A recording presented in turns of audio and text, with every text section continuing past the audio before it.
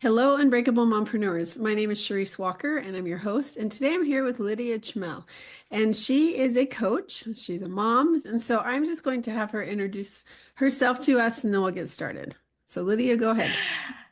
Hi, hello, Charisse, hello, everyone listening, watching. I'm super excited to be here. I've been a coach for the last 8 years, and a lot of my clients naturally are women and mothers, and I've been helping them. First, I was specializing in midlife crisis. That was for a first part of my career, but last, I don't know, five years, I've been working as a business coach because my background is in finance. For first 13 years of my career, I was a corporate person, dealing with finance, became a CFO, and then went on a journey to find meaning and to do what I love, which is coaching. I love that. So, how did you get into the niche that you're in now? What made you decide to do that? Right. So as I said, my first niche was midlife crisis. And I got there very simply because I was going through one. I was looking for resources, I was looking for help, and I couldn't find one kind of place, or couldn't find anybody who was like very specific to that midlife crisis in women. Majority of midlife crisis stuff is for men. So that's how I got into that niche, and I stayed there. I wrote a book on midlife crisis in women. It was amazing. But then we moved countries with my family, first to Portugal, now then to Israel, and then I felt the need to pivot for many reasons, and business reasons, and changing the market, kind of going more global. I look back at my experience, at my education, which is finance and MBA. So I had a lot of business education, and I had a lot of experience starting businesses, had a few other businesses. So I married this together, and I thought, well, why don't I help other coaches build their businesses? That's how I got there. That's great. So, how do you find your clients? What do you do to get them?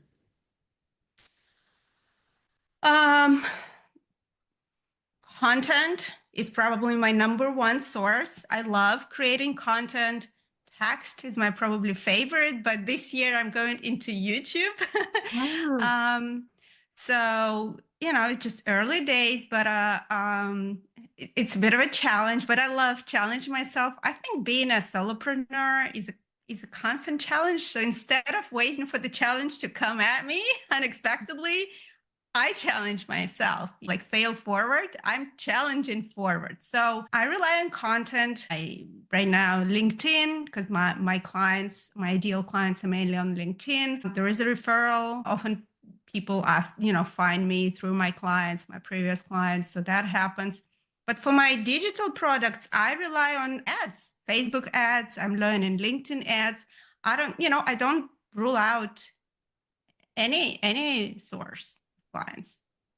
That is so good because I know a lot of people, they wonder, how do I get started? I don't even know. I don't have an audience. I don't have this. And so I like that you recognize that you do need to be on multiple platforms, especially to get started. You focused on LinkedIn, and now you're branching out. So congratulations on YouTube as well. Thank you. I also want to mention that when I pivoted into like business coaching, I heavily leveraged my network, and I was doing warm outreach. Yes, it's laborious process. It takes a lot of effort, but I was sending like, for Moses says like 100 messages a day to my ex-colleagues, my previous clients. Like I was asking everyone, hey, this is I'm doing something new. Do you know anyone who would be interested in that? Can you recommend someone to me, or me to someone? And that's how I got my first clients, actually. You have different methodologies of thought. Some people, it's like, okay, I'm starting this program, so I'm going to do it for free. Who wants in?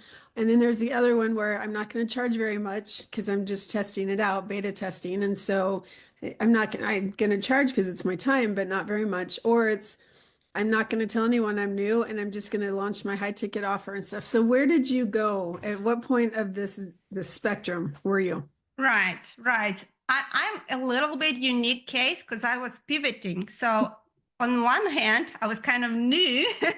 On the other hand, I had a ton of experience and education. So I felt a little bit kind of intimidated not to charge anything, right? So what I did, I said, hey, why don't we work on a kind of success fee basis? Oh, nice. So I'm not going to work for free because I have a ton of experience and I'm pretty confident I can deliver results. So I use two methods. One is like we work until you get results and then I get paid. And I think it's going to take that long. But obviously there are some conditions, so they have to do their part, right? Or you pay me this, and this is like maybe not what I want, but kind of close to what I want to be charging. And then if you don't get result in this period of time, I will work with you for free until you get the result. So both of this, it just depends, tailored to the client, but that's what I did. You know, I like that you say that because I had a conversation with somebody. I came back from a funeral this weekend. And so we were having this conversation. I don't even know how we got onto it, but he talked about, he used to work at Home Depot. And he said, we sell 1 million drill bits a year. Like, and don't quote me on the number. I'm just giving an example, right? It's probably more than that. But so who wants a drill bit? How many people want a drill bit? And so I'm like, okay, I don't understand your question. And he goes, nobody wants the drill bit. I mean, think about it. They want the whole. And so if you can give a guarantee where I'm going to work with you until you get this result, that's what people are wanting. And they're willing to do whatever they need to be able to get to that. You know, I know many coaches I've hired that here's the 3 month, whether you are successful or not, you're going to pay me X amount. And if you are successful, you're going to give me even more than that. But if you're not, well, sucks for you. See you later. And so I think that it's a good idea.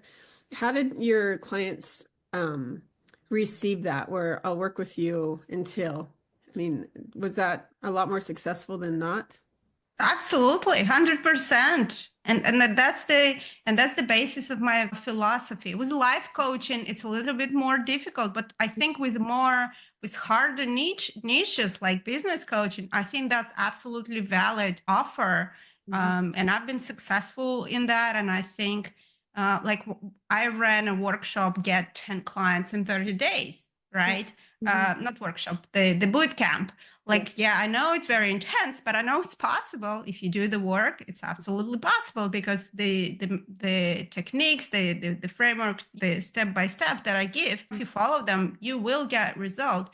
So I think I do give time frames, right? Like 30 days, 60 days, but this will depend on how intense and some luck. So I'm definitely seeing appreciation from my clients, focusing on the outcome versus number of sessions. Is it 60 minutes or 90 minutes? I don't care. I often say our call is going to be from 30 to 60 minutes. Just book 60, but if we finish in 30 minutes, why do we want to spend an extra 30 minutes? So I think the value pricing, kind of, that's what I use, right? Rather than kind of being like I think it's all coming from the therapy, like our grandparent of coaching, where like they charge you for 60 minutes or whatever the session is. I think coaching, especially again, more harder niches like business coaching, we should take a different approach, and clients appreciate that. So do you do one-on-one? Do you do group coaching? Do you do both? I do a combination, and I think every coach need to have some sort of a combination if they want to not to burn out and if they want to have the flexibility to take vacations and stuff like that. So I have a combination.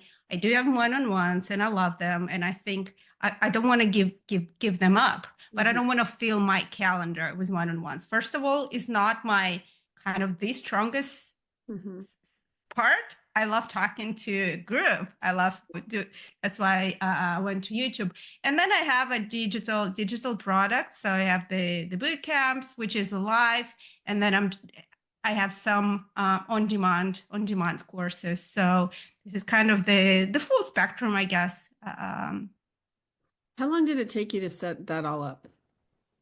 It's in progress. Okay. It's in progress. Some of it went through beta, some of it kind of in various stages. The first year, mainly one-on-ones. I think you need to go through this certain number of one-on-ones to better understand your client's problems, to better understand like pitfalls, and you know how things work. You need to get through a volume to be able to go then to the product. And you know, live group, you can run quicker, but then if you go into the product space, like something on demand, like you need to be pretty sure it's good quality. So that's not ready yet. So that's kind of to come. Yeah. Isn't it interesting? It's hard because I think as an entrepreneur, it's like, okay, I want to do this, this, this, this. And sometimes people get paralyzed. Like, I don't even know where to start. And then you add being a mom on top of it and trying to juggle all of that. And now you add move because you've moved a couple of times.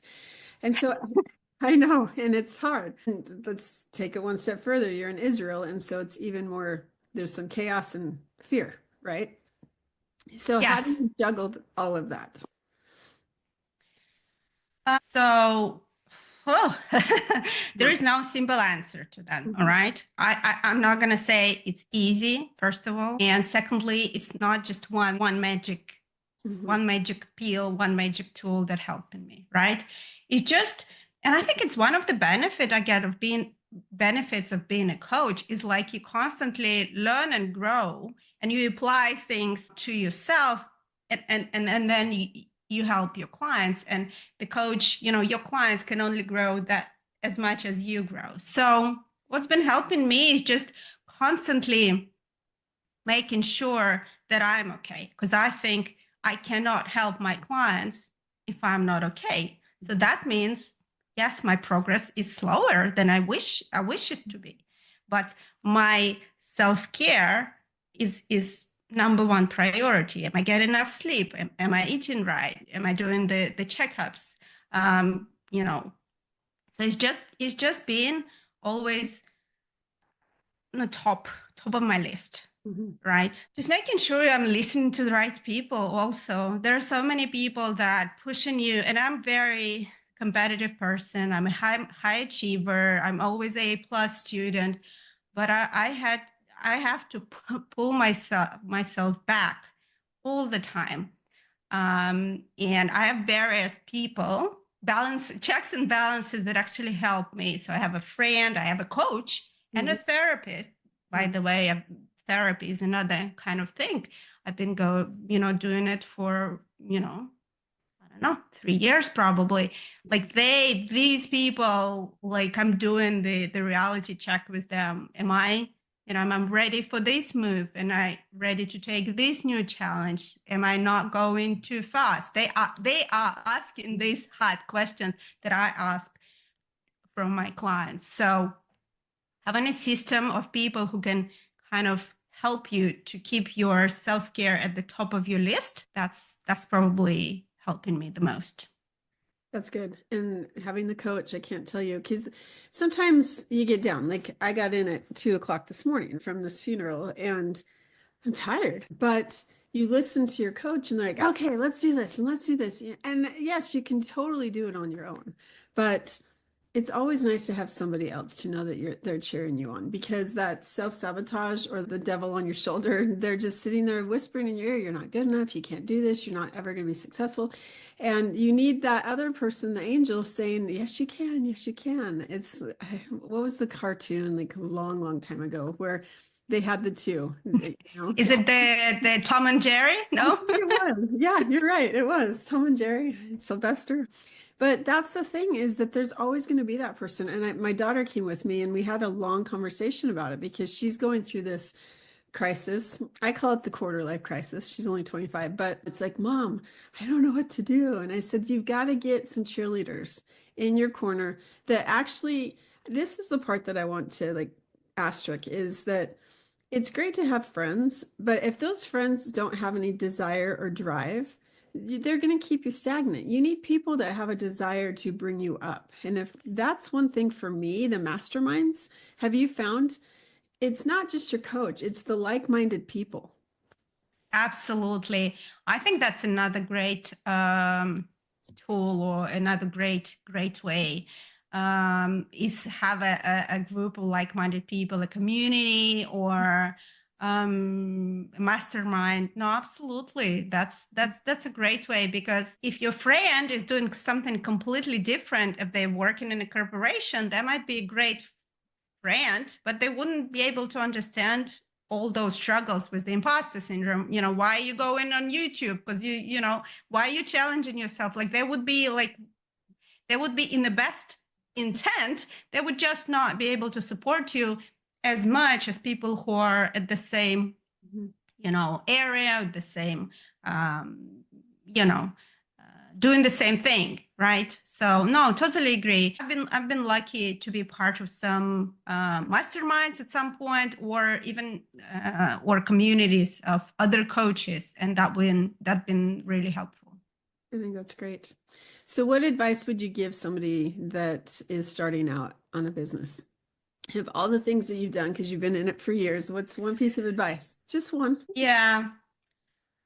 I would say get a coach, and I know it sounds kind of self-promoting, but that's what I would do. Like if you honestly ask me, because I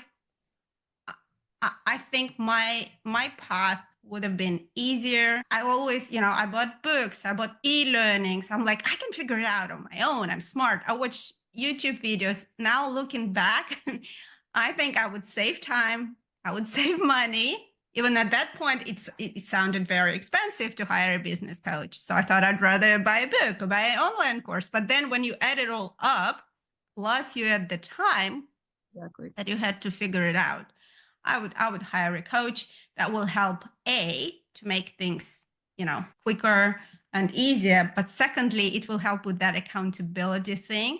And third, it will be that cheerleader to get you through all the internal struggles and problems that we all have. I want to add a fourth to that, because if you think about it, there's somebody, well, I won't tell you who it is, but he got up there and he's like, okay, what are the 3 most expensive things in your life? And so like, I'll ask you, what are the 3 most important expensive things in your life? I ever bought. Or just, like in the US, taxes is something, right? Okay. Our car, our mortgage, but what are some of the expensive? Yeah, probably an apartment that we had and then sold.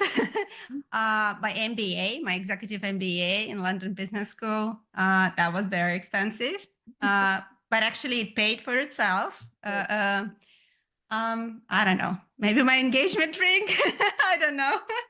Well, and that's the thing. So people start throwing out all these ideas, but he said one thing, and if you get a coach, people get coaches because you and I both, we have MBAs, right? So we went to school hoping that it would pan out, and it did for both of us, more than doubled my income. But it's the opportunity costs.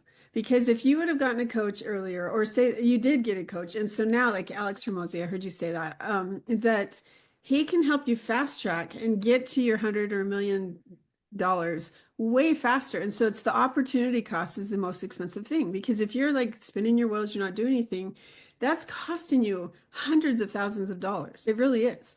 And so that's the part that I think with coaches, they know how to do it. And asterisk again, they have to have done it before.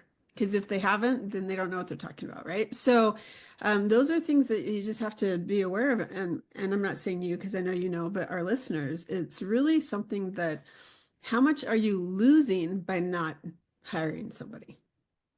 Oh, I love this. I love this. One of my favorite exercises that I give probably to every client, and I do myself very often, is the fear setting exercise from Tim Ferriss. And the second part, I think the second part is like, what are you losing? It focuses on exactly that. What are you losing by postponing that decision in 6 months, in 1 year, in 3 years? So in monetary terms, in other terms, like what are you losing by not doing this? I think it's a great exercise. Again, it's just showing that opportunity cost that you just mentioned. Mm-hmm. Nope, that's great. Okay, next question. As a mom, I want you to imagine yourself sitting on a park bench, and a mom comes to you and she's 9 months pregnant. She's waddling, she sits down, and you get talking. And this is her first time she's ever had a child. And now that you've had your four and the gamut, what advice would you give her on being a mom? Not a new mom, it's just anything that you can. What's one piece of advice you'd give her? Oh, just one? You can give more if you want. All right. Well, I think I have two.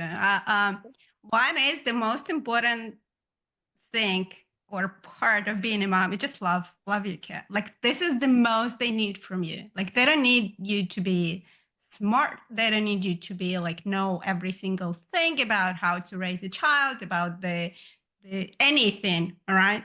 Like if if you love them from the day they're born, like throughout the whole life, I think there's the unconditional love is that what they need. And like whatever you feel like a bad mom, and you're gonna feel it Mhm. very often. Just if you love them and if you show the love, tell them, there are four languages of love, so everyone needs it a bit differently. You can research, but even just expressing and just feeling love, that's the one thing. And second one, you are the best mom for them. Like remember, you are the best mom because that's the universe, the God, whoever decided that you are their mom, then it means you are the best. Again, it helps with this feeling that I'm not good enough, I'm not spending enough time, I'm not, I'm spending time on my business instead of being now with a child. So whatever situation, I think these two things, whenever I forget about them, I get in a bad place. And when I remember them, then it helps. I love that advice. And it's true because, again, I'm driving down with my daughter to this funeral and we get talking at the end and she opens up about some things. And you always like, oh, I wish I woulda, coulda, shoulda, right? And then I have these two little ones. I'm like, okay, I can start over. But these two little ones are different than the first ones. And so you really do the best that you can. And I do believe that. It's that you're given a stewardship, I think, of these beautiful children. And you know what you need to do with them. And don't listen to other people. Just trust your instincts and trust yourself. And that communication, open communication. Love is something that is very important. It's sad when I see children who have cut their parents off or their parents have cut their children off because they don't agree with their values, their beliefs, whatever it may be. And so the child just can't handle it anymore. And they don't want to have a connection with their parent because of that. And I've seen that with some people recently. And I just thought as a mom, I don't ever want that to happen. I want my children to feel like they can come to me with anything. And I was watching this TV show. She's like, I'm your ride or die, and I will bury the body and then ask questions. And I'm like, well, I told my child, I'm like, I won't help you bury the body, but I will be there when we call the police because I don't think you're teaching them accountability. Yeah, yeah. I mean, again, you can be angry with someone, but if you angry with love, you wouldn't say things Right. that then you would regret Yeah. afterwards. And then again, if you're coming from a place of like always connecting with that love in you to that child, then you're like, okay, well, teenage years. I mean, two of my boys, it was just awful. I thought I want to kill myself. I want to kill them. I want to kill myself, like Right. figuratively, right? And I'm like, uh, um, we almost went into fighting, and they're really big. um, and then I always came back like, okay, I love them. They will be all right. I'm the best mom, even if it doesn't feel right now. It will be okay, Yeah. and it is okay. Well, and I think they get to a point in which I said to my oldest too, I'm like, okay, you are 25. Like you now know right from wrong, and you know how I feel, you know where I stand, you know what I want for you, and now it's your turn. And so as hard as it's going to be for me to step back, it's Hmm. your choices. And so if you ask, I will tell you how I feel. I might not wait for you to ask, but I'm not going to lecture you about everything you're doing wrong anymore because they don't need that. They just need somebody there that says, okay, let me run this by you. What I need, Yeah. I need perspective. So I've decided it's like a new leaf. It happened at Christmas. I'm like, okay, I'm done. Like you're old enough. You're making your own choices, whether I agree or disagree.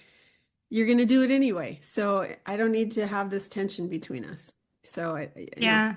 it's hard, but it's working for No, me.